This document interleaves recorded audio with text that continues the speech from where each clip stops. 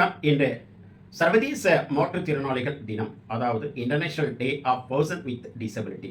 ஒவ்வொரு ஆண்டும் டிசம்பர் 3ஆம் தேதி உலகம் முழுவதும் கொண்டாடப்பட்டு வருகின்றது. ஏன் இந்த நாளை கொண்டாட வேண்டும், ஏன் விழிப்புணர்வுகளை ஏற்படுத்த வேண்டும் என்றால், அவர்களுக்கான உரிமை, மரியாதை, உடல்நலம், கல்வி, வேலைவாய்ப்பு போன்றவற்றை மக்கள் மத்தியில் விழிப்புணர்வுகளை ஏற்படுத்த வேண்டும் என்பதற்காக தான்.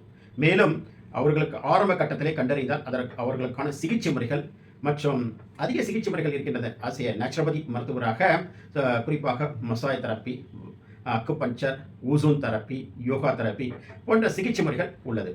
மேலும் ஒருங்கிணைந்த சிகிச்சையாக speech therapy, occupational therapy, physiotherapy, வர்ம சிகிச்சை போன்ற சிகிச்சை முறைகள் ஒருங்கிணைந்த சிகிச்சை முறைகளாக கொடுக்கும்போது அவர்களுடைய உடல்நலத்தை மேம்படுத்துவதற்கு நல்லா பலனளிக்கின்றது. அப்போ ஓசோன் தெரப்பி மாற்றுத்திறனாளிகளுக்கு எந்த அளவுக்கு பயனளிக்கும் என்றால், குறிப்பாக செரிப்ரல் பால்சி உள்ள குழந்தைகளுக்கு, ஆட்டிசம் உள்ள குழந்தைகளுக்கு, டிலே டெவலப்மெண்ட் ஆஃப் சில்ட்ரன்ஸ்க்கு எந்த அளவுக்கு பயனளிக்கும் என்றால், அவர்களுக்கு மூளையினுடைய வளர்ச்சி குறைவாக இருக்கும் என்பதனால் குறிப்பாக ஓசோன் தெரப்பி ஆக்டிவேட்டட் ஆக்சிஜன், அந்த ஆக்டிவேட்டட் ஆக்சிஜனை நம்ம சிகிச்சை கொடுக்கும்போது அவர்களுடைய ரத்த ஓட்டம், அதாவது பிரெயின் போகக்கூடிய ரத்த ஓட்டத்தை அதிகப்படுத்துவதற்கு நல்லா பலனளிக்கின்றது. நோய் எதிர்ப்பாற்றல் சிறப்பு குழந்தைகளுக்கு குறைவாக இருக்கும். ஆக இந்த ஓசோன் தெரப்பி கொடுக்கும்போது நோய் எதிர்ப்பாற்றலை அதிகப்படுத்துவதற்கு நல்லா பலனளிக்கும்.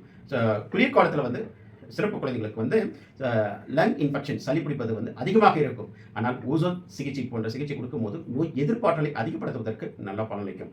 இன்டைஜஷன், கான்ஸ்டிபேஷன் போன்ற கம்ப்ளைண்ட்ஸ் மாற்றுத்திறனாளி குழந்தைகளுக்கு அதிகமாக இருக்கும். அவற்றை குறைப்பதற்கும் அவற்றை சரி செய்வதற்கும் இந்த ஓசோன் தெரப்பி நல்லா பலனளிக்கும். ஆக இந்த ஓசோன் தெரப்பியில் முக்கியமாக மாற்றுத்திறனாளி குழந்தைகளுக்கு கொடுக்கக்கூடியது rectal ozone therapy, ear insufflation என்று சொல்லக்கூடிய சிகிச்சை முறை, scalp ozone therapy, ozonated oil massage therapy போன்ற சிகிச்சை முறைகளும் ஓசோன் வாட்டராகவும் கொடுக்கப்படுகின்றது. ஆக ஒரு ஒருங்கிணைந்த சிகிச்சை கொடுக்கும்போது அவர்களுக்கு நல்லா பலனளிக்கின்றது. ஆகவே ஹோலிஸ்டிக் வெல்னஸ் கேர் சென்டரில் ஓசோன் தெரப்பி குறிப்பாக செரிப்ரல் பால்சி உள்ள குழந்தைகளுக்கு, ஆட்டிசம் உள்ள குழந்தைகளுக்கு, ஏடிஹெச்டி உள்ள குழந்தைகளுக்கு, delay development of the brain உள்ள குழந்தைகளுக்கு சிகிச்சை கொடுக்கப்பட்டு வருகின்றது. அவர்களுடைய வயது, அவர்களுடைய சிம்டம்ஸை பேஸ் பண்ணி டோசேஜ் அட்ஜஸ்ட் பண்ணி சரியான முறையில் கொடுக்கப்பட்டு வருகின்றது. ஆகவே ஆரம்ப கட்டத்திலே இந்த நோய்களை கண்டறிந்து ஒரு ஒருங்கிணைந்த சிகிச்சையை கொடுக்கும்போது அவர்களுடைய வாழ்க்கையும் உடல்நலத்தையும் மேம்படுத்துவதற்கு ஒரு ஒருங்கிணைந்த சிகிச்சை நல்லா பலனளிக்கும். இது போன்று மீண்டும் ஒரு நல்ல தலைப்புடன் பார்ப்போம். நன்றி, வணக்கம்.